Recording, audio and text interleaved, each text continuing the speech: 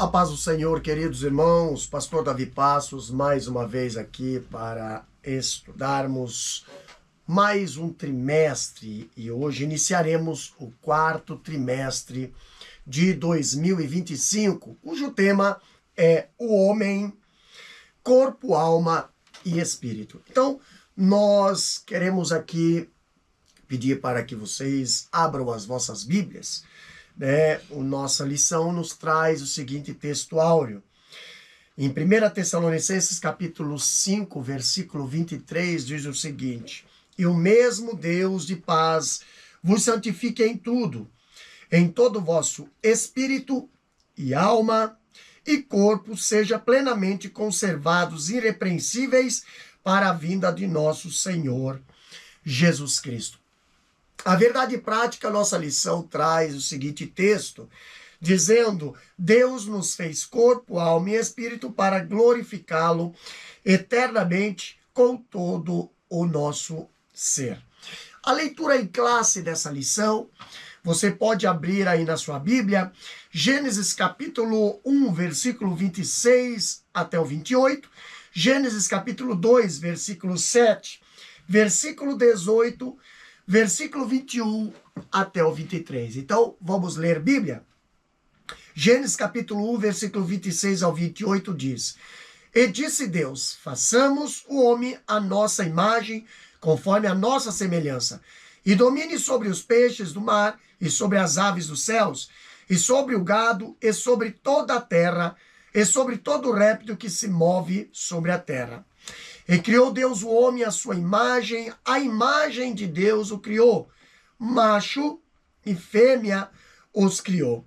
E Deus os abençoou e disse-lhes: frutificai, multiplicai-vos e enchei a terra, e sujeitai-a, e dominai sobre os peixes, sobre o mar, e sobre as aves do céu, e sobre todo animal que se move sobre a terra. Gênesis capítulo 2, versículo 7, versículo 18, versículo 21 ao 23 diz: Formou o Senhor Deus o homem do pó da terra e soprou em seus narizes o fôlego de vida, e o homem foi feito alma vivente. E disse o Senhor Deus: Não é bom que o homem esteja só. Far-lhe-ei uma adjuntora que esteja como diante dele. Então o Senhor Deus fez cair um sono pesado sobre Adão, e este adormeceu, e tomou uma das suas costelas e cerrou a carne em seu lugar. E da costela que o Senhor Deus tomou do homem, formou uma mulher, e trouxe-a a Adão. E disse a Adão: Esta é agora osso dos meus ossos e carne da minha carne. Esta será chamada varoa, portanto do varão foi tomado. Então, meus queridos, essa lição nos apresenta alguns objetivos. 3 objetivos aqui nós podemos mencionar aqui a respeito deste tema. Primeiro, essa lição, ela tem o objetivo de levar os alunos a entender que o ser humano é formado por corpo, alma e espírito. Segundo objetivo desse tema é ensinar a diferença entre alma e espírito com base nos termos originais, mostrando que ambos compõem a parte imaterial do homem. E o terceiro objetivo desse tema é conscientizar sobre a importância da harmonia entre o corpo, alma e espírito, destacando como que os desequilíbrios em algumas dessas áreas pode afetar as demais. Então, aqui nós temos este assunto, esse trimestre muito, muito profundo, e você aí tem toda oportunidade de estar conhecendo e aprendendo juntamente conosco a respeito desta lição. Vamos lá então. A introdução da lição diz o seguinte: Deus criou o homem de forma especial com um propósito especial.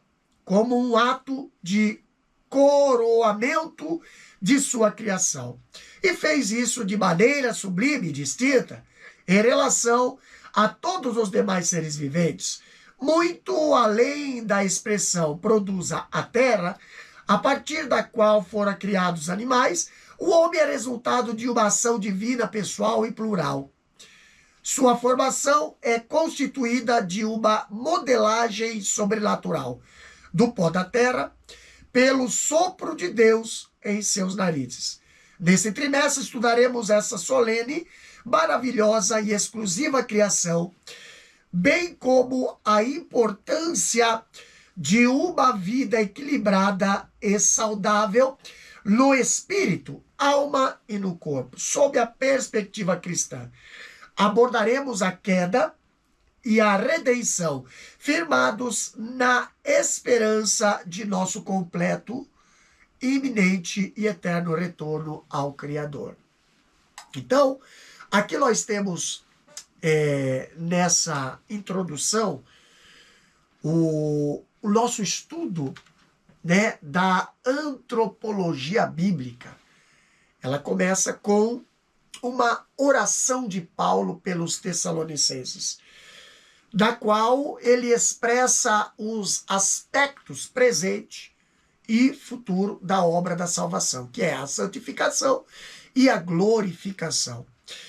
E expressa o que é um dos principais fundamentos bíblicos da composição tricotômica do homem, quando ele diz lá na primeira carta aos Tessalonicenses, capítulo 5, versículo 23, e o mesmo Deus de paz vos santifique em tudo, em todo o vosso espírito e alma e corpo, seja plenamente conservados irrepreensíveis para a vida de nosso Senhor Jesus Cristo. Então, o nosso Deus de paz, que nos santifica integralmente e conserva-nos na esperança escatológica firmada na fé no seu Filho Jesus Cristo, é o Deus Criador que nos fez à sua imagem, como fala em Gênesis capítulo 1, versículo 27, quando ele diz, e criou o homem à sua imagem. A imagem de Deus o criou, macho e fêmea os criou. Então, antes de nós entrarmos no primeiro tópico aqui, eu queria falar um pouquinho sobre a imagem de Deus no homem. Gênesis inicia apresentando-nos Deus, dando forma e beleza aos céus e à terra, que era sem forma e vazia. Moisés, ele descreve-nos um cenário de luz em meio às trevas e de organização e vida a partir do nada. Então, tendo feito tudo perfeito, a Bíblia diz, o Criador, na sua soberania, entregou o governo da sua obra a um ser especial, um ser diferente de todos os demais já criados. Animados, porém, não autogovernados, os animais que já povoavam a terra e os céus foram feitos cada um segundo a sua espécie. Já o homem, contudo, trouxe consigo a imagem de Deus, como diz Gênesis capítulo 1, versículo 26. É a grande proclamação da criação de um ser autônomo, né? E não autômato, pensante e não meramente vivente. Sensitivo e não meramente instintivo. Então, aqui nós temos a distinção entre o homem e os animais. Ela é verificada nos atos da criação. Em relação ao homem, como diz Gênesis 1, traz a narrativa do que Deus fez. E em Gênesis 2, descortina-se como tudo foi feito por ele, destacando a sua obra distinta. A chave aqui para compreender tudo isso começa com a descrição da ação verbal anunciada em Gênesis 1 e 26, pois tudo muda na narrativa bíblica quando o homem entra no cenário da história. As expressões haja, a expressão ajuntem-se e a expressão produza, usadas na criação dos animais, dão lugar ao façamos, indicando o concerto da Trindade para uma obra superior a todas as já antes feitas. Então, não sem razão, as Escrituras apresentam em diversos textos o homem em posição distinta e elevada em relação a toda a criação. Então, coube a Davi uma das mais sublimes declarações bíblicas acerca do ser humano, quando ele fala em Salmo capítulo 8, versículo 5, ele diz: pouco menor o fizeste do que os anjos, e de glória e de honra o coroaste. Então, liberdade, autogoverno, autodeterminação, racionalidade, vontade, sentimentos são características humanas, inalienáveis, saídas perfeitas da mão de Deus, como diz Eclesiastes capítulo 7, versículo 9. Então o Criador, ele fez o homem para dominar sobre a toda a criação. Gênesis 1 e 26, ali diz: e domine sobre os peixes do mar, e sobre as aves do céu, e sobre o gado, e sobre toda a terra, e sobre todo réptil que se move sobre a terra. Então, a condição indispensável para isso foi dotá-lo dos atributos pessoais já mencionados, todos relativos à sublime característica da imagem de Deus. A imago Dei, tão estudada pela teologia ao longo dos séculos, né, que ali diz, é relevante, né, observar que a condição de imagem de Deus é mencionada em relação ao homem depois da queda como motivo de valoração da sua existência, como diz Gênesis 9 e 6. Isso, aliás, é um forte fundamento para a preservação da dignidade humana, que quer dizer o valor que o Criador dá a todas as criaturas humanas, efetivamente demonstrada na relação, né, na redenção, como diz João 3 e 16. E isso deve levar-nos a compreender espiritualmente e compartilhar o mesmo sentimento de Deus, que não quer que ninguém se perca, como fala 1 Tessalonicenses capítulo 2, versículo 3 e 4, e 2 Pedro capítulo 3, versículo 9. Então, quando olhamos aqui agora para a queda e a redenção, o cenário de perfeição foi alterado com a queda. E a desobediência de Adão e Eva, principalmente, principiada por esta, após a negligente conversa com a serpente, instrumentou ali, né, o instrumento que Satanás usou para enganá-la, né, Gênesis capítulo 3, versículo 1 a 7, como seres morais dotados de livre-arbítrio, o homem e mulher podia decidir entre obedecer ou não a Deus. Então ali a Bíblia fala, né?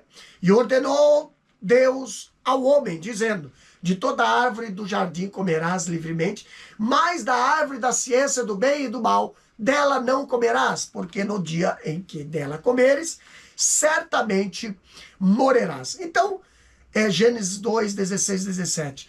Então Deus referia-se, em primeiro lugar, à natureza espiritual do homem. A primeira a ser afetada pelo nefasto pecado, mas também se referia à morte do corpo, que não tardaria a ingressar na história humana. com a tragédia do primeiro homicídio, que vitimou ali o jovem Abel, lá em Gênesis capítulo 4, versículo 1 a 8. Então, as consequências do pecado foram anunciadas por Deus, né, a serpente, a mulher e ao homem, e efetuou toda e afetou toda a criação, como fala Gênesis 3, 14 a 19. Agora, em relação ao homem, nós vemos que a declaração de fé das Assembleias de Deus, lá de 2025, página 98 e 99, ali diz: a queda do Éden arruinou toda a humanidade tão profundamente que transmitiu a todos os seres humanos a tendência ou inclinação para o pecado. Não somente isso, contaminou toda a humanidade. Isso quer dizer, a natureza moral foi corrompida e o coração humano tornou-se enganoso e perverso. Então, todas as pessoas estão mortas em ofensas e pecados. São inimigas de Deus e escravas do pecado. Então, a corrupção do gênero humano atingiu o homem em toda a sua composição: corpo, alma e espírito. Então, apesar de tudo, a imagem de Deus no ser humano não foi aniquilada.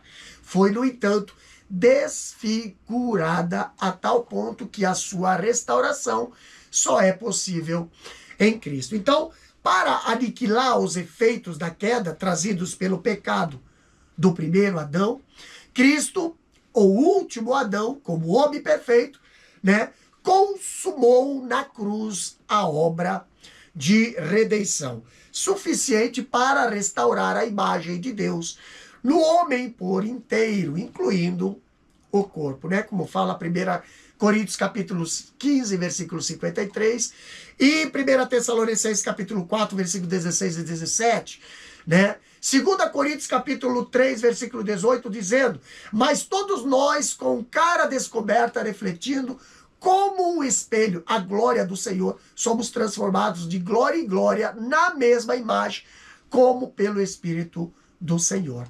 Também 1 Coríntios 15, 45 a 49, ali diz: o primeiro homem, Adão, foi feito em alma vivente, o último Adão em espírito vivente. E assim como trouxemos a imagem do terreno, assim traremos a imagem celestial. Então aqui nós temos a introdução desta lição, né? No primeiro tópico desta lição,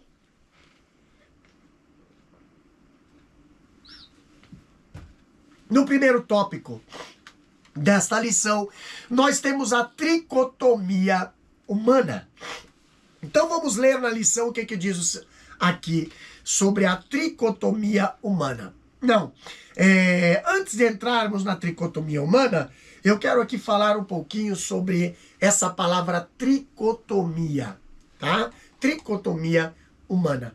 Na introdução aqui da lição, fizemos referência a duas ou outras visões teológicas relativas à constituição do homem. Então, temos aqui o unitarianismo ou monismo, né? E o dicotomismo.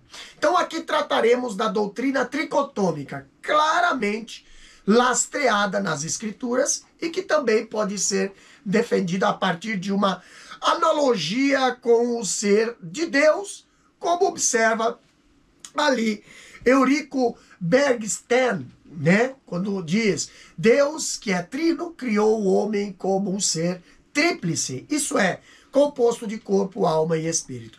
O Deus trino, isso é, Deus Pai, Deus Filho e Deus Espírito Santo, imprimiu sua semelhança na formação do homem. Então, o teólogo pentecostal também invoca o tabernáculo e as suas três partes de forma analógica ao homem e os seus três elementos, né?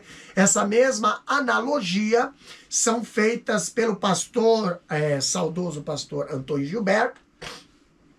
No capítulo 4, nós vemos que nós voltaremos a essa analogia quando tratarmos do corpo, né? Agora, ainda em comparação com a tricotomia humana, nós podemos pensar no aspecto tríplice dos reinos terrenos, que é animal, vegetal e mineral.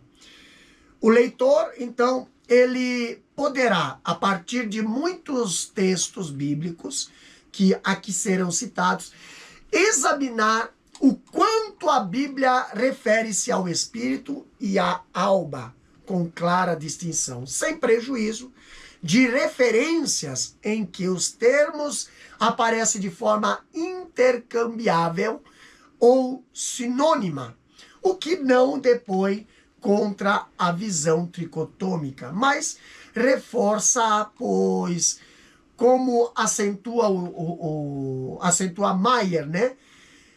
Pierman, ele cita ali, né, também Timóteo, Munion.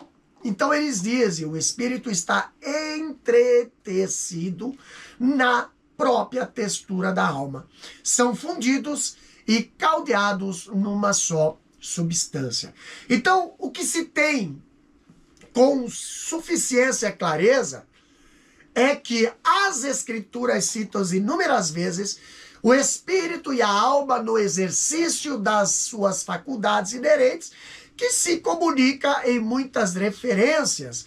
E não é demais que, às vezes, até se confundam pela íntima e profunda fusão existente entre ambos, como já destacado ao ponto de a divisão só ser distinguida por Deus mediante a sua palavra, conforme Hebreus capítulo, ali conhecida em Hebreus capítulo 4, versículo 12, né?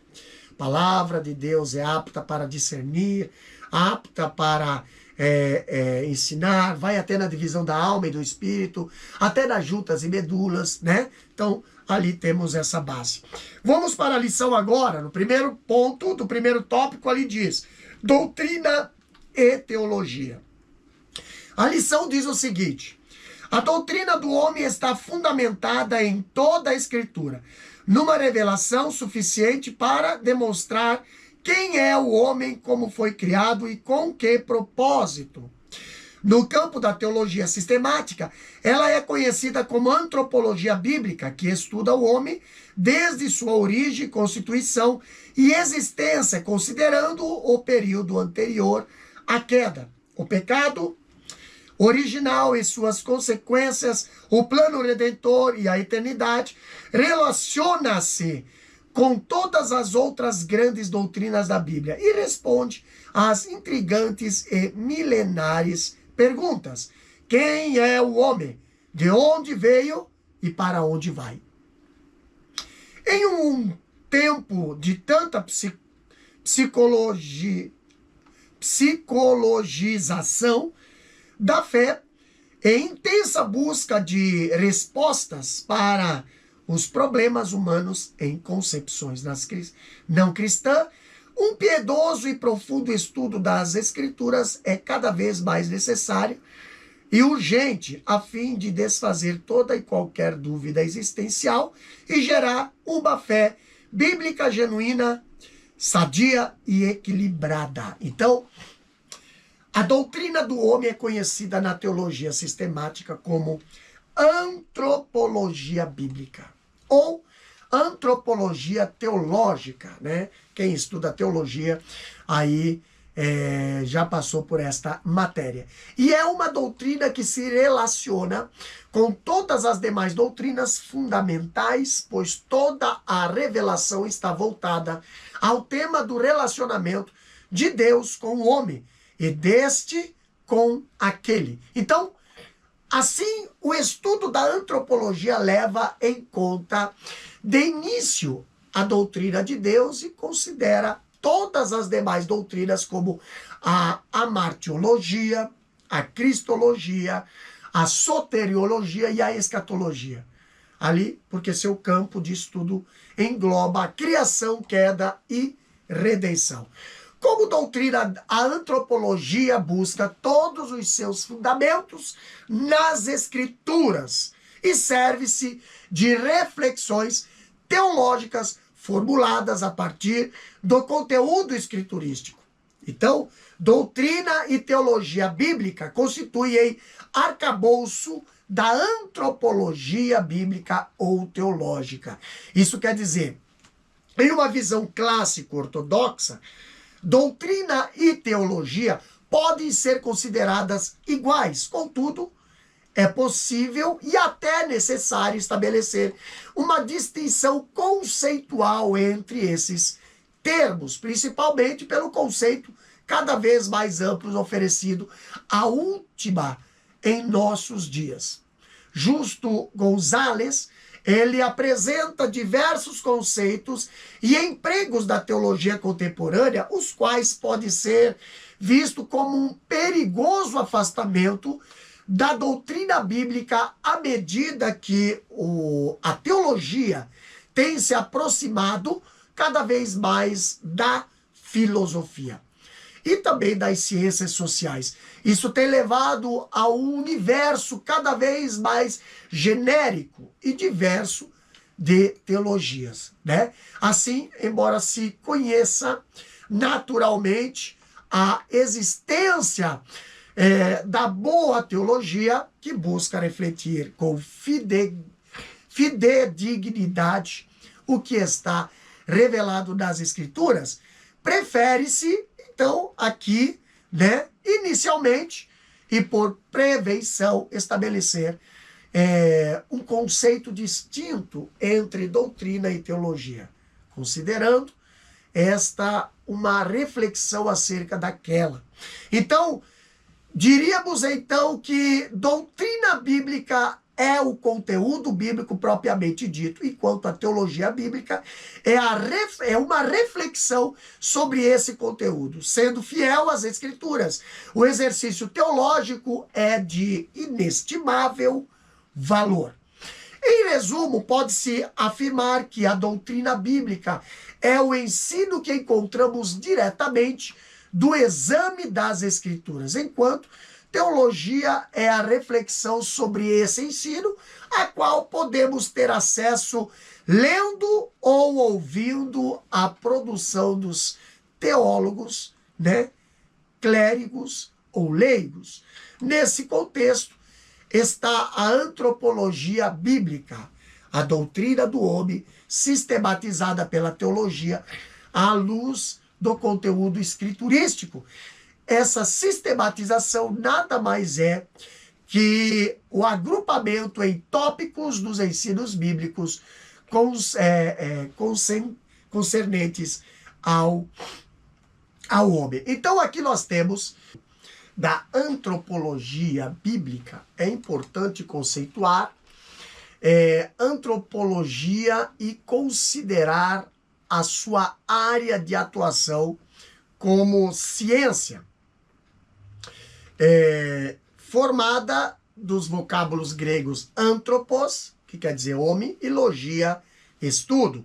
A antropologia foi organizada como uma área científica somente no século XIX, tá? Então, o seu objeto de estudo é o homem nas suas vivências, considerando aspectos de organização social, cultural, línguas, hábitos, costume, tradição, etc. Jean Mayer, ele sintetiza o conceito de antropologia como sendo a ciência das culturas de todas as humanidades. Então ali ele diz, né, um dos estudiosos ali, Jean Mayer, um dos estudiosos que consideram que o grande precursor da antropologia foi Heródoto, no século V a.C., o historiador e geógrafo grego, que é considerado o pai da história, né, pelas muitas investigações e registros que fez ao longo de suas muitas viagens por diferentes terras, entre uma diversidade de povo e cultura. Na verdade, diz Jean Mayer, né, Heródoto, funda a antropologia por meio de um grande número de diligências que fazem do seu inquérito um verdadeiro manual de antropologia regional da antiguidade. Então, o grande avanço, né, das pesquisas de cunho antropológico deu-se no período das grandes navegações protagonizadas pelos europeus a partir do século XV. E foi chamado Era dos Descobrimentos. Tá? O conhecimento de novos povos e culturas desafiou o pensamento dos colonizadores em pleno iluminismo, lá no século XVII até o século XVIII, quando estava em franca valorização a razão humana em detrimento do pensamento religioso medieval. Esse encontro de novos povos levou ao avanço da ciência e ao surgimento de campos de estudos específicos como a antropologia, tendo como primeiros teóricos Émile Durkheim, né, e Marcel Mauss, né, conforme acentua o antropólogo François Laplantine, né? Então, atualmente, a antropologia está dividida em diversos campos.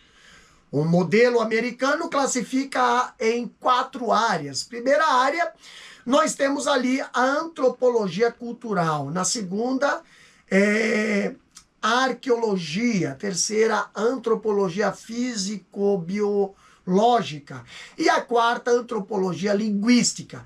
Então, existem outras divisões de estudo nos modelos britânicos, né, e francês, além de realidades peculiares de diversos países, como Brasil, né, onde se pratica mais a antropologia cultural.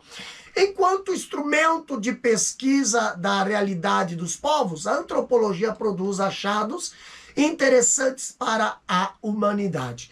O seu grande problema, contudo, é quando se envereda ali, né, para a discussão da existência humana, a sua origem, propósito e destino. Então, como não há resposta para essas questões fora da Bíblia, os antropólogos nada podem dizer ao homem que realmente faça sentido e responda a grandes dúvidas da humanidade.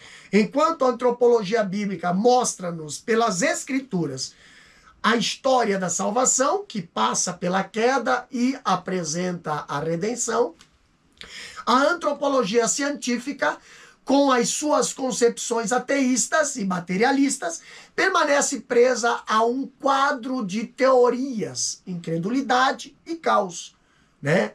As suas concepções e conclusões não oferecem qualquer esperança para o homem. E ao negar a criação, o edifício antropológico da ciência humana é construído sob bases insustentáveis.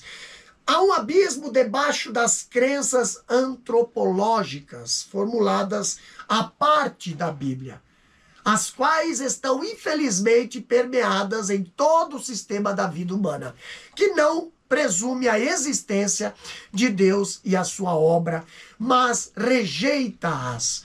Anthony Hoekman aponta o materialismo como o tipo de antropologista, né, não cristã, mais influente atualmente. Segundo ele, diz, segundo essa ideia, o homem é um ser composto de elementos materiais, sendo sua vida mental, emocional e espiritual simplesmente subproduto de sua estrutura material. Por exemplo, a visão marxista da determinação econômica da história repousa sobre uma concepção materialista ou naturalista da natureza humana. Para o marxista, o homem é simplesmente um produto da natureza. Os seres humanos não foram criados à imagem de Deus. Na verdade, a existência real do Criador é negada, segundo esse escritor. Então, um outro tipo de antropologia materialista influente, né? Em nossos dias é a ideia do homem subjacente dos escritos de Skinner, né? Ele diz ali em sua obra, Além da Liberdade e da Dignidade, Skinner ele sustenta que a ideia de que o ser humano é responsável por sua conduta está enraizada numa tradição que não é mais cientificamente aceitável. Então, o discurso do homem sobre o homem é utópico e sem sentido, limitada ao que vê e divagando em teses frágeis quanto ao que não vê. Então, a humanidade segue em busca de explicações para as suas inquietantes dúvidas existenciais. Sem respostas, a antropologia geral tem se reduzido a contemplar e descrever a existência humana em grupos, as culturas dos povos e as suas organizações em sociedades, em seus arcabouços linguísticos e seus costumes práticos. Quando tenta formular explicações para as grandes questões da vida humana, perde-se no pântano das incertezas. Somente as Escrituras têm a resposta para as mais antigas e inquietantes perguntas do homem, e esse é o grande tema da antropologia bíblica. Agora falando da psicologização da fé. Quando falamos da psicologização da fé, o homem é um ser complexo e não pode ser compreendido à parte da revelação. Por isso, não apenas as equivocadas concepções antropológicas e filosóficas, mas também visões de outras áreas do conhecimento humano, como a psicologia, devem ser encaradas como as devidas reservas, pois sempre conflitarão em diversos pontos com as Escrituras e as verdadeira fé cristã. Então, considerando que as ciências, em geral, não partem do pressuposto de que Deus existe, é uma grande temeridade. Isso é, e tem se mostrado um perigo crescente para a igreja atual. O cristão deixar-se guiar cegamente, né, por abordagens e diagnósticos psicológicos, se estes não podem levar em conta fatores espirituais. Então, se não se pode ter uma concepção antropológica adequada sem considerar o homem na sua integridade, corpo, alma e espírito, como é possível encontrar respostas seguras para os problemas do homem em terapias que não admitem fatores de ordem espiritual?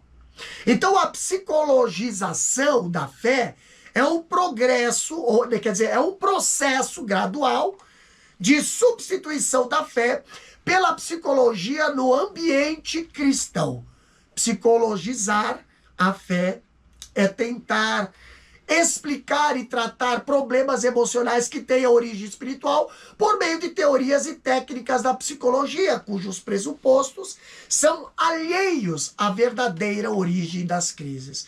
É negar os efeitos do pecado, como a culpa, buscando soluções terapêuticas sem considerar a necessidade de atitudes espirituais, como o arrependimento, a confissão e o abandono do pecado. Então, como observa Bailey Davis, ele diz: os cristãos que estudam psicologia geral ou treinam para trabalhar como psicólogos, como pessoas perturbadas, veem como as perspectivas ou cosmovisões da psicologia secular pode torcer o entendimento sobre a natureza humana. Por isso, salienta a necessidade de a verdade psicológica ser examinada à luz da verdade cristã e não a parte dela. Isso quer dizer, isso não significa dizer que temos que desprezar a psicologia. Não. Conforme pondera Davis, os psicólogos cristãos notam que todo achado básico nos estudos científicos do comportamento humano reflete um pouco da verdade bíblica ou teológica. Como em outros ramos e arcas da ciência, estudos psicológicos sérios têm, sim, encontrado explicações para comportamentos humanos, contribuindo para o bem-estar do indivíduo. Aplicar sempre a recomendação paulina: examinai tudo, retende o bem, como diz 1 Tessalonicenses 5:21. Então, aqui Davis ainda ele analisa que as teorias da psicologia secular não explicam as realidades humanas adequadamente. Por quê? Porque são construídas em pressuposições erradas sobre a origem e a natureza das pessoas. Os seus métodos não podem responder às questões essenciais, como as relativas a significado, propósito e condições espirituais dos seres humanos, né? As escrituras dizem-nos que Caim era do maligno e matou o seu irmão porque as suas obras eram más e as de seu irmão Abel justas, como diz 1 João capítulo 3, versículo 12. A psicologia faria tudo, ou faria todo tipo de diagnóstico da personalidade de Caim, menos essa, né? Então, o psicólogo cristão Jamiel Lopes, ele adverte: a aceitação sem questionamento das práticas psicoterapêuticas nas igrejas pode representar um grande problema. Psicologia e cristianismo são dois caminhos diferentes que parecem próximos, mas que ao mesmo tempo são muito distantes. Há um grande abismo que separa um do outro. A psicologia lida com a natureza do homem, como ele vive e como ele muda. A Bíblia lida exatamente com as mesmas questões. No entanto, os principais ensinamentos da psicologia contradizem ou comprometem muitas vezes os ensinos das Escrituras. Jesus, ele convida, né, os cansados e oprimidos para irem a ele e encontrar descanso para a sua alma, né? Como diz Mateus capítulo 11, versículo 28 e 29. E Pedro pregou arrependimento e conversão para a libertação e alcance de refrigério, como diz Atos capítulo 3, versículo 19, né? Lá numa outra tradução, né, traz o versículo 20 a expressão tempos maravilhosos e alívio, né, o que equivale a paz, alegria e um novo vigor para espírito e alma. Então, antes de expor nossas angústias e tristezas a diagnósticos humanos, nós devemos submetê-las ao crivo divino, como fala Salmo 142, 1 ao 7. Então, nós trataremos, né, um pouco mais dessa relação entre fé e psicologia ainda nesse capítulo, quando falarmos sobre equilíbrio e saúde, no tópico a interação das três dimensões. Então nós temos aqui agora o segundo ponto do primeiro tópico, a tríplice natureza. A lição diz: a teologia utiliza o termo tricotomia para tratar da tríplice constituição do ser humano, corpo, alma e espírito.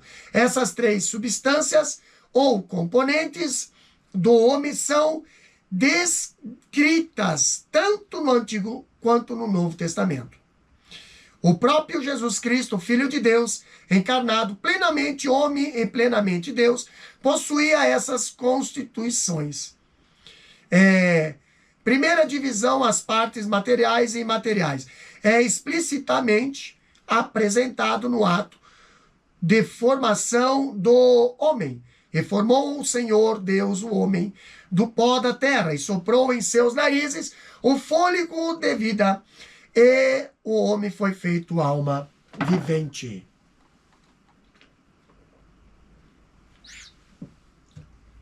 Então, meus irmãos, A respeito da tríplice natureza, nós vemos que diversos textos bíblicos fazem referência aos 3 elementos constitutivos do ser humano. Primeiro, em Deuteronômio capítulo 4, versículo 9, ali nós somos advertidos a guardar bem a alma. Presta bem atenção. Guardar bem a alma para que ela não se esqueça do que os olhos têm visto. Nota-se claramente a alma como lugar de recordação e reflexão, além de decisão, pois o texto diz mais. E se não aparte do teu coração todos os dias da tua vida, e as farás saber a teus filhos e aos filhos de teus filhos. Então, aparece no texto aqui o termo hebraico leb, que quer dizer coração, né? Muitas vezes usado no sentido de alma ou espírito, ou alma e espírito, né? A totalidade da natureza interior ou imaterial do homem, Haris, ele explica aqui quando ele diz, na literatura bíblica, é o vocábulo usado com maior frequência para indicar as funções imateriais da personalidade humana e também o mais abrangente para designá-las, visto que na Bíblia praticamente todas as funções imaterial do homem é atribuído ao coração. Então, de longe, a grande maioria do uso de leb refere-se à natureza interior ou imaterial em geral, ou a uma das 3 funções tradicionais da personalidade: emoção, pensamento e vontade. Ao referir-se à natureza interior, leb,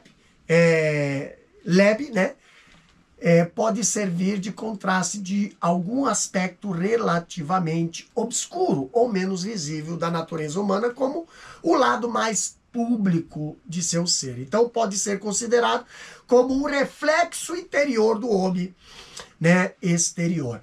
Então aqui nós vemos que Hans Walter Wolff, ele observa que leb é a palavra mais importante para a gramática da antropologia verotestamentária. Na forma mais corrente, aparece ali 598 vezes. Em Daniel, capítulo 7, versículo 15, o profeta afirma: quanto a mim, Daniel, o meu espírito foi abatido dentro do meu corpo, e as visões da minha cabeça me espantavam, né? Então a referência espírito, ruach, né, não pode ser tida como aleatório, principalmente porque no mesmo texto o profeta refere-se ao que povoava a sua mente, as visões da minha cabeça, ali diz o versículo, né? Então, após se referir ao corpo, espírito e mente, pensamento, visões, estava inquietos, ou seja, todo o interior do profeta. Quando olhamos para Zacarias capítulo 12, versículo 1, que é o clássico texto que fala a formação do espírito dentro do homem, ali diz: fala o Senhor, o que estende o céu e que funda a terra e que forma o espírito do homem dentro dele. Então, mais uma vez, o termo hebraico aqui é ruach e não nefes, né, que é a alma, né? Então, em Mateus capítulo 10, versículo 28, nós temos a declaração de Jesus acerca da distinção entre a parte mortal, corpo, e a imortal do homem, que representa pela alma ali, né? Então, ali diz: e não temais os que matam o corpo, e não pode matar a alma. Temei antes aquele que pode fazer perecer no inferno a alma e o corpo. Então, analisaremos mais detidamente esse versículo, capítulo 5, quando trataremos especificamente da alma, tá? Também reforça o aspecto tríplice da constituição humana o fato de Jesus Cristo, Filho de Deus, encarnado, tinha semelhantes elementos, como se observa em diversos textos dos evangelhos. Por exemplo, em Lucas capítulo 23, versículo 46, Jesus, estando na cruz, e antes de expirar entregou ao Pai o Espírito. Isso quer dizer, o pneuma, tá? Lá em Lucas capítulo 24, versículo 39, já ressuscitado, agora aparece aos discípulos e afirma ali: vede as minhas mãos e os meus pés, que sou eu mesmo. Trocai-me e vede, pois o Espírito não tem carne nem ossos. Como vede que eu tenho? Isso disse porque os discípulos pensavam estar vendo um Espírito, como diz capítulo 24, versículo 37. Né? Já em João capítulo 12, versículo 27, Jesus ele afirma: agora a minha alma, está se referindo ao psique, está perturbada. Então, na sua oração, no Getsemane, ele fala da angústia da sua alma. Mateus 26 e 38 ali diz: a minha alma está cheia de tristeza até a morte. Ficai aqui e vigiai comigo. Então, meus queridos, o que se pode concluir diante dessas e de tantas outras citações de espírito e alma como elemento distinto é que considerar o mesmo componente é mais uma escolha hermenêutica do que um exercício exegético correto. Rejeitar a literalidade do texto, preferindo entender que o uso dos termos ora espírito, ora alma, né, sempre se dá de forma aleatória, intercambiável e sinônima. Não é seguramente o caminho mais adequado, principalmente para mais adiante o estudante da Bíblia há que se deparar com 1 Tessalonicenses, capítulo 5, versículo 23, que faz a citação de espírito, alma e corpo em continuidade textual e sem nenhuma indicação de sinônimo ou sinonímia, né? E ainda haverá o já citado texto de Hebreus, capítulo 4 e 12, que menciona a divisão entre a alma e o espírito. A tríplice natureza, está, portanto, bem solidificada nas Escrituras. Vamos lá para o terceiro ponto. Aqui diz físico e espiritual. O processo formativo usado pelo Criador, que é espírito, foi constituído de uma combinação única. O elemento físico, pó da terra, com o elemento espiritual, o sopro divino, tornando o homem um ser vivente, diferente de todos os demais. Os anjos são seres espirituais, porém sem corpo material. Os animais não possuem a parte material que há no homem, alma e espírito. A alma do animal, sua vida, se restringe ao corpo e se esvai com ele. Já o termo hebraico para a vida, em Gênesis 2 e 7, alusivo ao homem, é Shaim, né? No plural, permitindo a expressão literal fôlego de vidas. Isso pode significar que, em um único substantivo, o texto sagrado esteja aludindo implicitamente à vida do espírito humano, da alma humana e do corpo humano. Então, o espírito, né, físico e espiritual, aqui de Gênesis 2 e 7, ele apresenta Deus formando o homem do pó da terra, né, que é a parte física, e sendo ele o espírito, como diz João capítulo 4, versículo 24. E o pai dos espíritos, né? Hebreus capítulo 12, versículo 9. Soprando ali o fôlego de vida, fazendo o homem uma alma vivente. Então, o sopro é o elemento espiritual que torna o homem um ser vivente, diferente de todos os animais com uma alma racional, afetiva e volitiva. A faculdade da consciência, que só o ser humano possui, estranhada, né, entranhada na sua substância espiritual, também se soma aos fatores que o distingue dos animais. Por outro lado, os homens também são distintos dos anjos, que são seres espirituais reais e distintos, mas imateriais incorpóreos fisicamente. Então, são espíritos ministradores, como diz Hebreus capítulo 1, versículo 14. Quanto aos animais, são físicos e não espirituais. A alma dos animais é restrita ao corpo e esvai-se com ele no momento da morte, como fala Levítico capítulo 17, versículo 11, né? Diz, a alma, vida da carne, está no sangue. Então, o homem tem vida consciente e racional, enquanto a vida dos animais é inconsciente.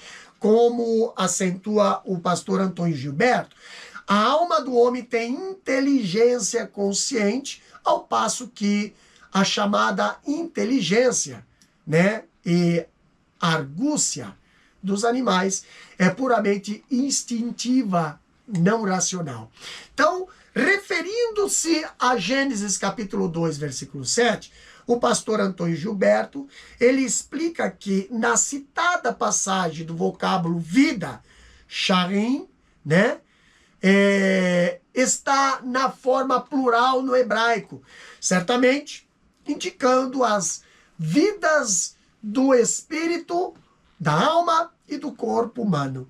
Então, o nosso corpo põe-nos em contato com a matéria, isso é, com o mundo material. A nossa alma põe-nos em contato com o próximo, com o mundo social. E o nosso espírito põe-nos em contato com Deus, com a esfera do espiritual. Ensina. Então, quanto à dicotomia, o mestre pentecostal acentua. Isso é doutrina de homem. Só porque eles não entendem certas coisas, conclui que ele não existe. Fiquemos aqui somente com a palavra de Deus. Então, a respeito da relação entre as três substâncias que compõem o homem, nós vemos a declaração de fé das Assembleias de Deus, ela sintetiza. O corpo é o invólucro do espírito e da alma. Contudo, o homem é um só, e não cada uma de suas partes, mas a totalidade delas, uma unidade. O homem na pluralidade, espírito, alma e corpo, e uma pluralidade da unidade. A alma e o espírito são elementos espirituais incorpóreos e invisíveis. Ambos deixam o corpo por ocasião da morte e sobrevivem a ela. Apesar dessas características comuns, são entidades distintas, porém inseparáveis. São os dois lados do mesmo elemento, não físico do ser humano. Efésios capítulo 3, versículo 16. No segundo tópico, aqui nós temos o título A Distinção entre Alma e Espírito.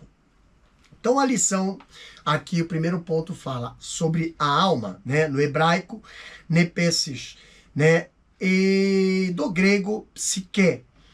A alma é uma das muitas palavras polissêmicas da Bíblia. Possui vários significados. Aparece 755 vezes somente no Antigo Testamento. Seu primeiro sentido é ser vivo, como em Gênesis 1 e 20. Alma vivente. Nesta acepção, a palavra alma é usada também para os animais e significa simplesmente vida. A distinção entre a alma do homem e a do animal é evidenciada no processo criativo, procedente do sopro de Deus. A alma do homem constitui uma substância espiritual incorpórea, invisível e imortal. É dotada de razão, sentimento e vontade, atributos dados por Deus ao homem para o exercício de sua missão, especialmente sua vocação relacional com o Criador e com os semelhantes. Isso, aliás, decorre do fato de o homem ser um ser pessoal criado à imagem de Deus. Então, a referência à alma vivente de Gênesis capítulo 2, versículo 7, feita em relação ao homem, é comum a expressão utilizada para os animais, lá em Gênesis capítulo 1, versículo 20 e o versículo 30. Entretanto, é preciso analisar a distinção do termo quando empregado em relação ao ser humano, dado o seu componente espiritual. Assim como diversos outros termos bíblicos, alma é uma palavra polissêmica, ou seja, tem vários sentidos, né? O que é uma palavra polissêmia? O que é polissêmia?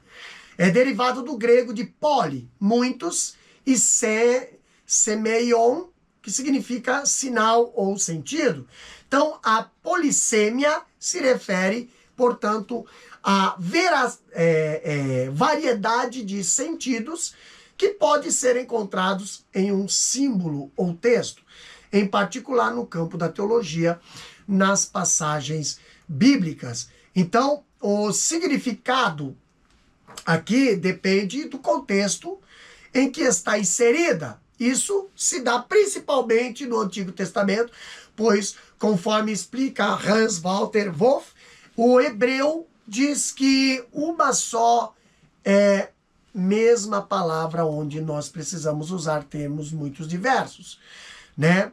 Então, o hebraico nefesh, né? Nefesh, e do grego psique, e do latim anima, no texto bíblico, a palavra alma aparece 755 vezes, somente no Antigo Testamento, sendo a primeira dela em Gênesis capítulo 1, versículo 20. Então, com o sentido de ser vivo. Então, aliás, é bastante comum o uso do termo para significar vida, tá? Em geral, incluindo a dos animais, como fala em Provérbios capítulo 7, versículo 23, como a ave que se apressa para o laço e não sabe que ele está ali contra a sua nefesh, né? Contra a sua vida. Em Deuteronômio capítulo 12, versículo 23, também fala nefesh, mas ali está se referindo alma. É o sangue, a vida animal. Então, também deve ser observado que nefesh, né, é usado diversas vezes para referir-se à pessoa, como em Levítico 24 e 17. Então, a distinção da alma humana é vista no processo criativo, pois foi diferentemente dos animais que foram criados por uma ordem verbal divina. O homem recebeu o sopro divino, né? Como observa Wolff, esse vento, Neshama, né? É a força vital do ser humano dada por Deus, e é com esse sopro de que o Criador molda a Ruach, que é o espírito, no interior do ser humano. Zacarias capítulo 12, versículo 1. Então, assim a alma do homem criada à imagem de Deus é distinta da dos animais, pois é uma substância espiritual, incorpórea, invisível e imortal. Daniel capítulo 12, versículo 1, Mateus capítulo 25, versículo 46 e Apocalipse capítulo 20, versículo 4, ali diz, nós temos sendo dotado de faculdades próprias, como o intelecto ou razão, a sensibilidade, ou sentimento e vontade ou volição. Essas características estão intimamente ligadas ao fato de o homem ter sido criado para relacionar-se com o Criador e com os seus semelhantes, e ser o representante de Deus perante todo o restante da criação. Entendemos, ademais, que é nisso que consiste o significado da imagem de Deus, né? Outorgado ao homem, como explica Timóteo Munion, que ele diz, a imagem de Deus pertence à nossa natureza moral, intelectual e espiritual. Explicando melhor, a imagem de Deus na pessoa humana é algo que somos e não algo que temos ou fazemos. Esta opinião está em perfeito acordo com o que já estabelecemos como propósito de Deus na criação da humanidade. Primeiro, o homem foi criado para conhecer, amar e servir a Deus. E segundo, relacionamos-nos com outros seres humanos e temos a oportunidade de exercer o domínio apropriado sobre a criação de Deus. A imagem de Deus em nós ajuda-nos a fazer exatamente essas coisas. Agora, no segundo ponto, diz o Espírito. Do hebraico, ruach, e do grego, pneuma. O Espírito do homem provém de Deus e constitui sua principal dimensão. É por meio dele que mantemos nossa comunhão com o Criador, o Pai dos Espíritos, e o adoramos. Junto com a alma e inseparável dela, compõe a parte imaterial do ser humano. É o homem interior que, na linguagem do apóstolo Paulo, aparece algumas vezes em contraste direto com o corpo, o homem exterior.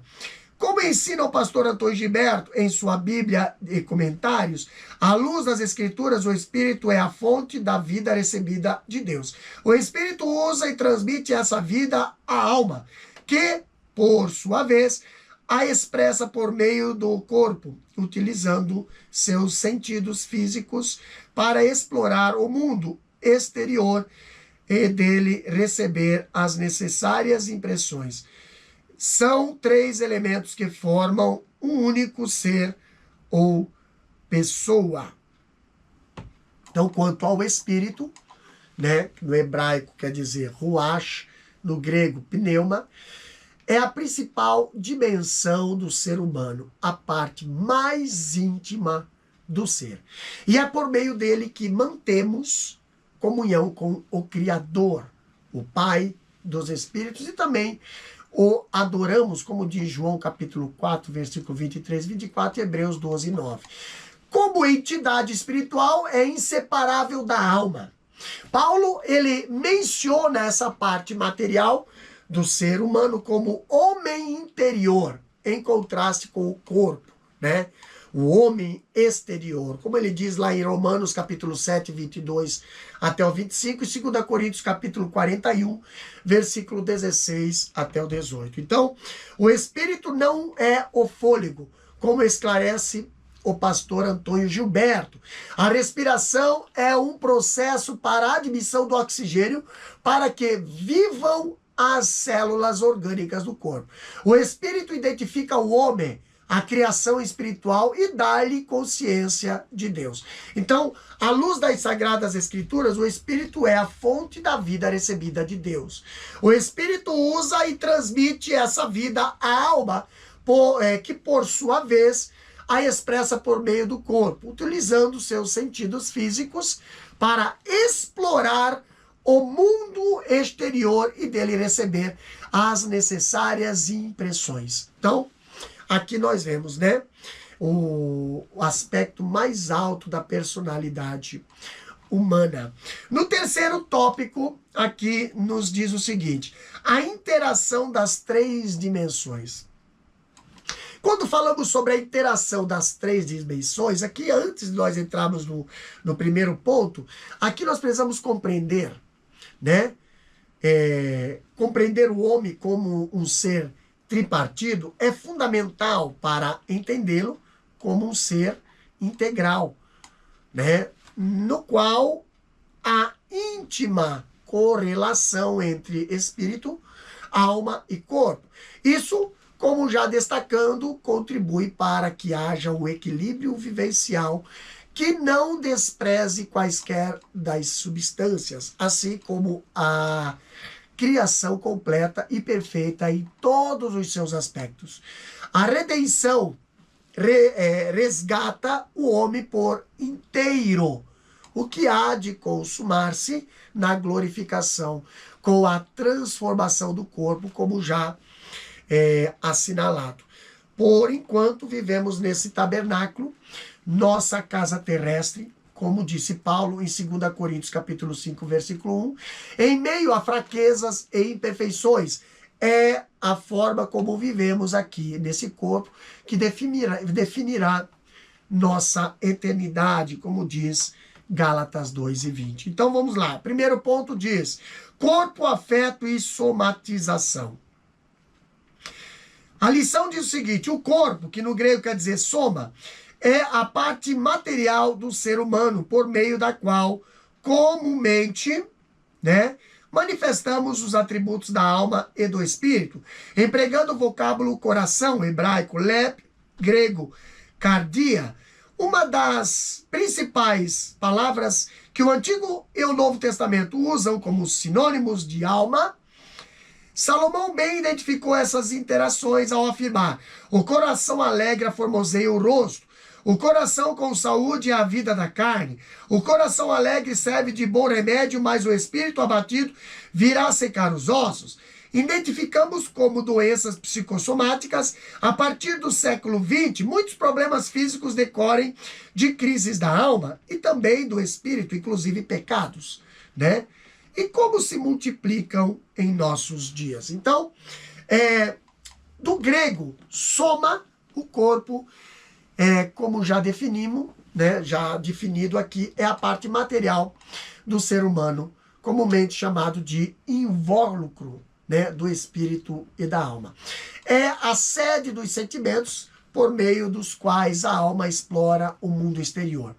É o corpo que nos põe em contato com o mundo físico. Ele sempre integrará o homem, exceto durante o chamado estado intermediário, isso é, o tempo em que o corpo permanece no túmulo. Diante desse papel de expressão dos atributos interiores do homem, o corpo está sujeito a reações positivas e negativas, alegria e tristeza, coragem e medo, prazer e dor. Tudo isso se reflete em comportamentos corpóreos ou linguagem corporal. Então, o vocábulo mais utilizado pela Bíblia como origem dos afetos, inclusive os que se expressam por intermédio do corpo. Coração, né? Leb, no hebraico, e cardia, no grego. Então, na maioria das vezes que é usado em linguagem figurada, tem o significado apenas de alma, e noutras vezes refere-se a todo o interior do homem. Numa longa e profunda análise do termo leb, né, do Antigo Testamento, Walter Wolff, ele vê coração como inúmeros sentidos. Por exemplo, desejo e aspiração, ideias secretas, funções intelectuais, irracionais, consciência, repositório de saber e recordação, memória, pensamento, consideração, reflexão e deliberação. Conhecer e escolher, julgamento, intelecção e violação, consciência moral e decisões da vontade. Então, observe, portanto, tanto faculdade da alma quanto do espírito. Então, o corpo está sempre em interação com as substâncias imateriais. Quando olhamos para Provérbios, né? Capítulo 14, versículo 30 e Provérbios capítulo 15, versículo 13, Salomão retrata as relações entre sentido e corpo, né? Como nós lemos aqui, ele diz: o coração com saúde é vida da carne, é a vida da carne, né? E o outro texto, o coração alegre formoseia o rosto, né? Também Provérbios capítulo 17, versículo 22, o rei de Israel alterna entre reações positivas e negativas do corpo em decorrência aos sentimentos. O coração alegre serve de bom remédio, mas o espírito abatido virá a secar os ossos. Então, apesar da linguagem poética, compreende-se que o escritor bíblico referia-se a fenômenos físicos originados na alma, assim como fez Davi em diversas ocasiões, como quando mencionou que os seus olhos, a alma e o corpo estavam consumidos de tristeza, a vista gasta, a força reduzida e os ossos enfraquecendo-se, quando fala lá em Salmo 31, versículo 9 e 10. Ou ainda quando se referiu ao envelhecimento dos ossos e a perda do humor, lá em Salmo 32 e 3. Então, de fato, emoções e sentimentos têm o potencial de afetar diretamente o corpo, alternando as suas funções biológicas e fisiológicas, produzindo sintomas como a perda do apetite e do sono.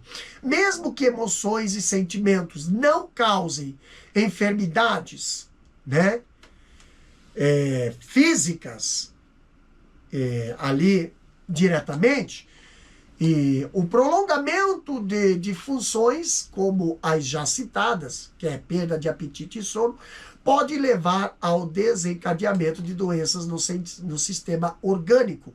Assim, esses e outros fatores são vistos como causadores das chamadas doenças psicossomáticas mais identificadas a partir do século XX, né? Esse termo psicossomático é a função das palavras de origem grega, psico mais somático, ou seja, de funções da alma, que é o psique, que se manifesta, ou somatização do corpo, que é soma, né? Então, ali, segundo Rafael Santos Barbosa, a primeira aparição do termo psicossomático teria ocorrido em 1818, através do professor de psiquiatria, né, alemã, né, Johann Christian, né, Reinhold, né, que enfatizou a relação bidirecional entre corpo e mente. E acrescenta que a discussão sobre essa questão, entretanto, são mais remota, mesmo que esse termo específico não tenha sido utilizado diretamente. Então, as doenças psicossomáticas são aquelas que têm um componente psíquico. São as manifestações, né, são a manifestação das doenças orgânicas provocadas por problemas emocionais, nervosismo, depressão, etc. Quando somatizadas, temos a consciência de que forçamos além da conta uma emoção. Então, daí as consequências como um resfriado, uma diarreia, um herpes ou uma enxaqueca. Então, o corpo expressa, põe para fora as emoções que, por vezes, escondemos de nós mesmos, por meio de gestos, mímicas, contraturas, né? Calor, tremor, né? Dores de barriga, sustos, travamento dos dentes, enfim, tantas e tantas demonstrações físicas, né?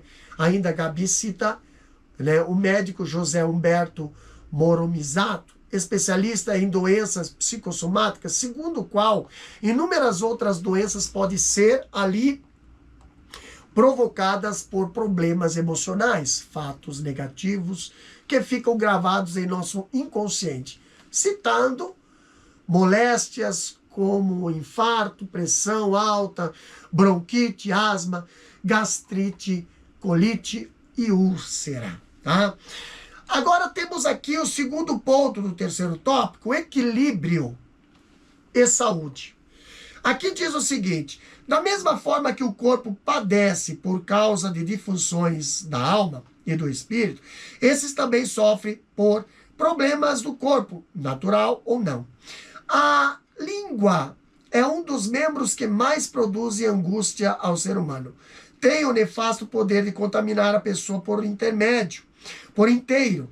Ou viver santo e equilibrado requer constante vigilância e oração, preservando o corpo, alma e espírito de toda espécie de males, o que inclui cuidados físicos e racionais saudáveis. Quanto à crescente busca por medicamentos como solução para todo tipo de problema emocional, é preciso discernimento e cautela. O acompanhamento médico e psicológico é importante em situação clínica diagnosticada, mas quando o problema tem origem espiritual, como crise produzidas por pecados não confessados, os medicamentos não resolvem, no máximo aliviam os sintomas. Arrependimento e abandono do pecado são essenciais para a verdadeira cura da alma. Então aqui nós temos o equilíbrio e a saúde. Assim como o corpo padece por causa das disfunções da alma e do espírito, esse também sofre em decorrência dos problemas físicos. que podem ser naturais, ou seja, não diretamente provocados ou decorrentes de ação ou negligência pessoal. Então, quando falamos aqui, há doenças contraídas de forma totalmente alheia à conduta do indivíduo, como as que são transmitidas por meio da água, alimento, mosquitos, etc. Mas há também o processo de degeneração natural, que tem a ver com o desgaste de tecidos, órgãos e sistemas do corpo humano, inevitáveis com o envelhecimento.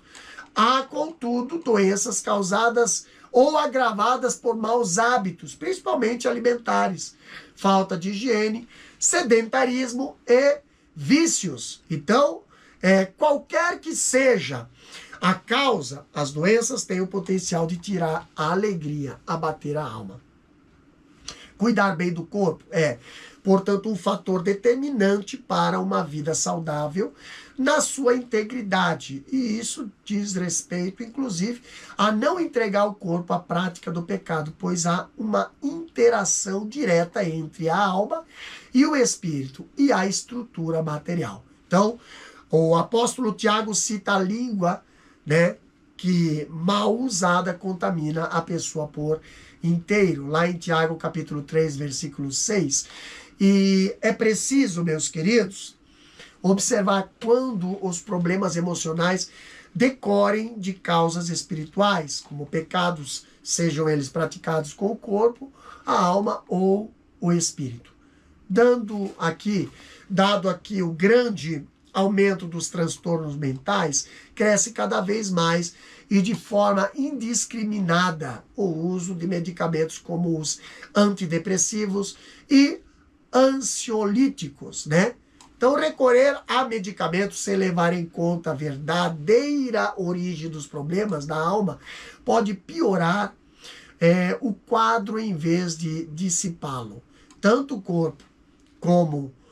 corpo pode estar padecendo em função de iniquidades, quanto a alma pode estar afetada por transgressão e resistência em arrepender-se e mudar de atitude. Então, quando transtornos de humor, por exemplo, têm origem em comportamentos de rebeldia, iras, intrigas, maledicências e outras práticas sustentadas em pecados enraizados no espírito ou na alma, medicamentos não podem trazer a solução.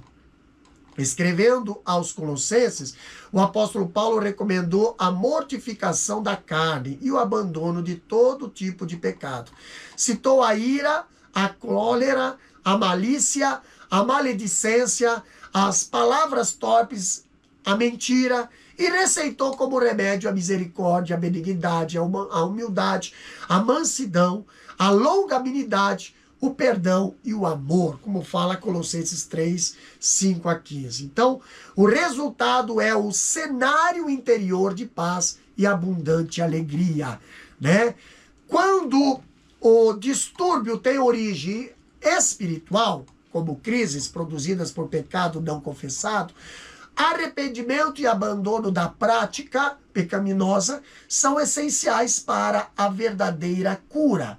Nós vemos em 2 Crônicas, capítulo 7, versículo 14, Isaías 53, versículo 4 e 5, Efésios 4 e 31, Colossenses 3 e 8 e Tiago 4, versículo 6 a 10. Então, o cristão, portanto, precisa ser cauteloso em não recorrer aos remédios antes de considerar se os seus problemas emocionais são ou não de origem espiritual.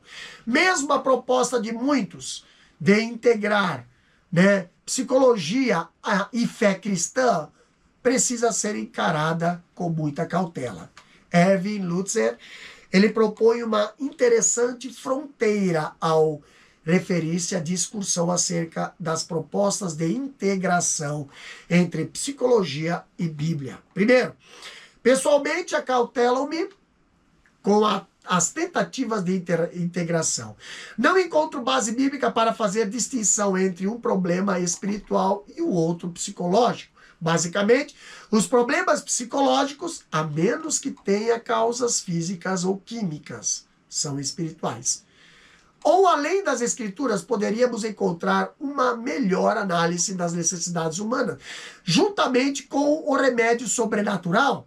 Segundo escreve Pedro, o poder divino do nosso Senhor nos concedeu tudo que é necessário, tudo que necessitamos para a vida e para a piedade, por meio do pleno conhecimento daquele que nos chamou para a sua própria glória e virtude. 2 Pedro capítulo 1, versículo 3.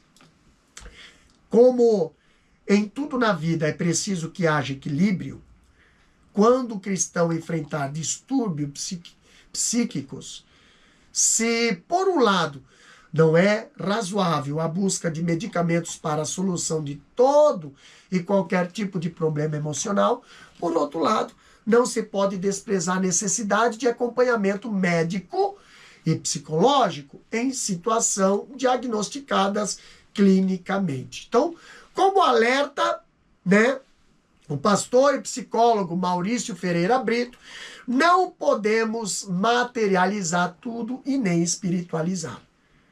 O problema pode ser originado em fatores físicos ou químicos. Mesmo assim, devemos levar todas as coisas ao conhecimento de nosso Deus, rogando-lhe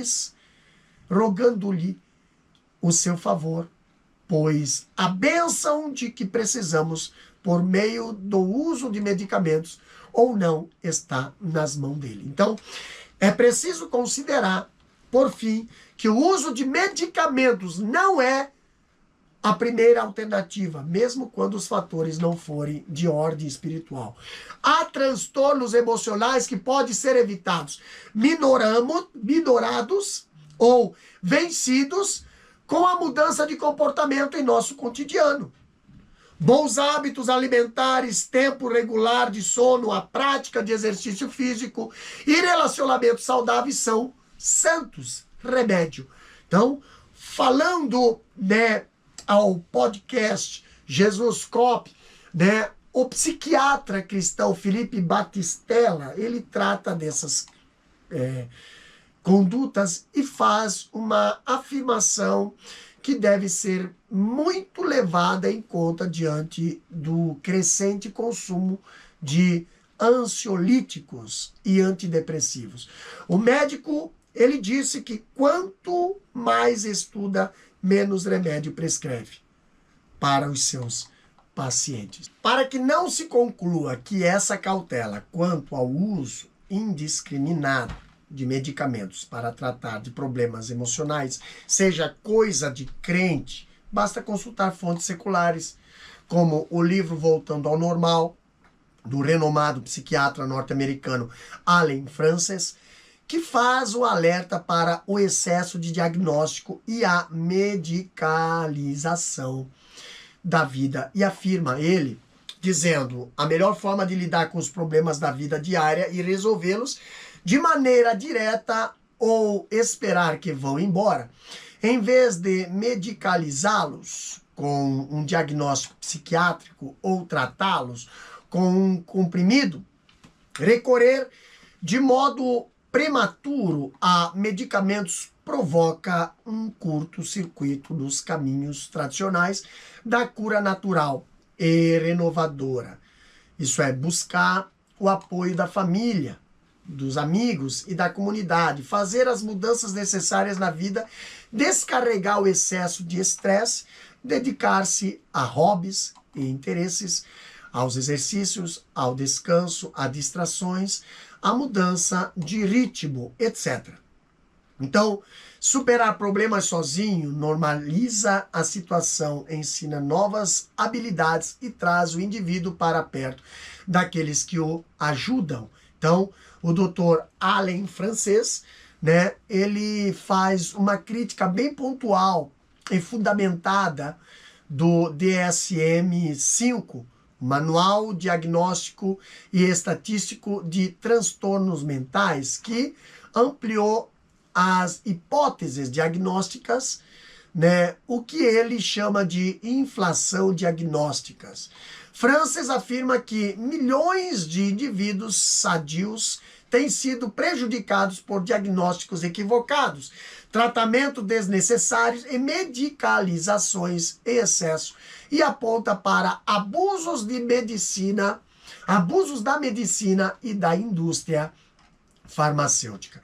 Então, temos a conclusão aqui. Uma correta compreensão espiritual acerca do homem, de sua constituição e propósito, é fundamental para uma vida cristã equilibrada. Mesmo as almas mais piedosas não encontram verdadeira paz e alegria senão em Deus, o seu Criador, pois a alegria do Senhor é a nossa força. Então, Deus, o Criador e sustentador de todas as coisas, é poderoso para, num mundo tão conturbado, agitado e cheio de contradições, dar-nos sabedoria e vigor no espírito, na alma e no corpo, a fim de vivermos saudáveis e servi-lo com todo o nosso ser. Filipenses, capítulo 4, versículos 6 e 7. Vamos para o nosso questionário, revisando o conteúdo. Primeira questão diz o seguinte: como é conhecida a doutrina do homem no campo da teologia sistemática? Resposta: no campo da teologia sistemática, ela é conhecida como antropologia bíblica. Segunda questão: a que perguntas milenares a doutrina do homem responde? Resposta: responde às intrigantes e milenares perguntas: quem é o homem? De onde veio? Para onde vai? Terceira questão: qual o significado de tricotomia? Resposta: a teologia utiliza o termo tricotomia para tratar da tríplice constituição do ser humano: corpo, a alma e o espírito. Quarta questão: qual a distinção entre a alma dos animais e a alma do homem? Resposta: a distinção entre a alma do homem e a do animal é evidenciada no processo criativo, procedente do sopro de Deus, Gênesis 2 e 7. A alma do homem constitui uma substância espiritual incorpórea, invisível e imortal, Daniel 12, 2, Mateus 25 e 46, Lucas 16, 22 a 25 e Apocalipse 24. Quinta e última questão: como conceituar espírito? Resposta: do hebraico, ruach, e do grego, pneuma. O espírito do homem provém de Deus e constitui sua principal dimensão. É por meio dele que mantemos nossa comunhão com o Criador, o Pai dos Espíritos, e o adoramos. Amém? Assim nós terminamos essa primeira lição do nosso quarto trimestre de 2025. Convido você a estar se inscrevendo em nosso canal, né? Ativando o sininho ali e também compartilhando, né? Os nossos vídeos aí para em suas redes sociais, para que nós possamos aí estar fazendo mais e mais para o Senhor. Nos ajude aí, compartilhe e esteja aí também comentando, né? Deixando aí sua parcela de cooperação aí em nosso trabalho. Que Deus os abençoe. Pai querido, na tua presença, Deus, queremos te agradecer por mais este estudo, por mais esse tema referente ao homem, Senhor, em suas divisões, corpo, alma e espírito. Deus abençoa cada aluno, abençoa cada professor que estará preparando a sua aula, Senhor, para estar ministrando em suas salas de escola bíblica dominical. Também abençoa cada um que estará ouvindo este estudo. É o que nós te agradecemos, Deus, e te pedimos no nome de Jesus. Amém e amém. Que Deus nos abençoe.